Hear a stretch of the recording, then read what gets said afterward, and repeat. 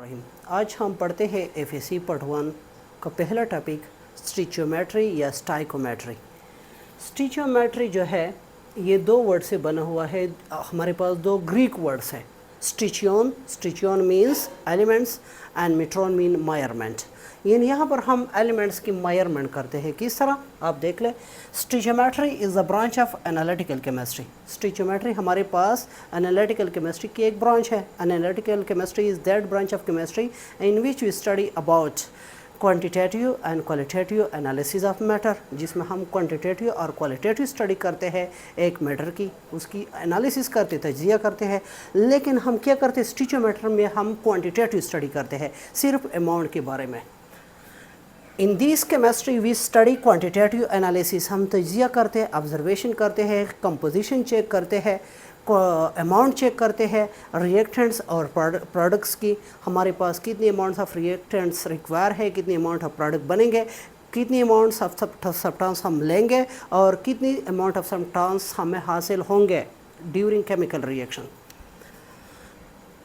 Mean amount of the substances, हम for example हमारे पास एक सिंपल रिएक्शन है, एक है हमारे पास H2, दूसरा है हमारे पास O2, तो हमारे पास 2H2O बनता है। ये 2 जो है ये शो करता है मोल्स, यहाँ पर ये शो करते हैं कि ये 1 मोल मॉलिक्यूल है, जबकि हमारे पास जो वाटर है वो 2 मोल मॉलिक्यूल ऑफ वाटर है, यहाँ पर 2 मोल है हमारे पास। तो अगर आप देख लें H2 हमारे पास यहाँ पर 2 मोल है, O2 हमारे पास 1 मोल है, H2 हमारे पास 2 मोल है।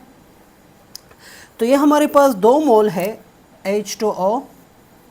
अब हमारे पास जो 2 मोल H2 है ये कितनी अमाउंट के बराबर है, हमारे पास इक्वल है 2 ग्राम।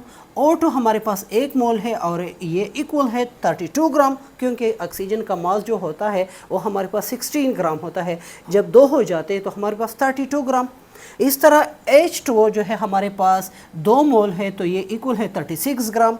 तो ये स्टिचियोमेट्री हमें अमाउंट के बारे में बताता है कि हमारे पास रिएक्टेंट्स कितनी अमाउंट में है और प्रोडक्ट्स कितनी अमाउंट में बनते हैं। ये हमें बताता है मोल्स के बारे में, ये हमें बताता है एवोगाड्रो नंबर के बारे में, ये हमें बताता है मोलर मास के बारे में, ये हमें बताता है एटॉमिक मास नंबर के बारे में बताता है। स्टिचियोमेट्री हमें बताता है परसेंटेज के बारे में, स्टिचियोमेट्री हमें बताता है actual yield, practical yield, stoichiometry हमें बताता है theoretical yield as well as experimental work, ये इसके बारे में हमें बताता है। ये दूसरा रिएक्शन है, हमारे पास 2 मोल सोडियम है, 1 मोल क्लोरीन मॉलिक्यूल है, तो हमारे पास 2 मोल सोडियम क्लोराइड आयनिक बॉन्ड बनता है। अब 2 मोल जो सोडियम है ये कितने के बराबर है, अगर हम इसकी अमाउंट चेक कर लें तो एक सोडियम जो होता है वो 23 ग्राम होता है, जब 2 हो जाते हैं तो ये हमारे पास 56 ग्राम होते हैं। इस तरह हमारे पास जो क्लोराइड है Cl2 वो एक क्लोरीन 35.5 के बराबर है, अगर 2 हो जाए तो ये 71 ग्राम के बराबर होता है, ये हमारे पास मॉलिक्यूल है। इस तरह सोडियम क्लोराइड भी according to law of conservation of mass reactant और प्रोडक्ट हमारे पास इक्वल होंगे। हमेशा एक मोल के अंदर particles, atoms, ions, molecule 6.023 multiply 10⁻23 होंगे। अगर हमारे पास STP कंडीशन हो तो गैसियस के लिए हमेशा वॉल्यूम होगा 22.4 dm3, ये हमें बताता है स्टिचियोमेट्री।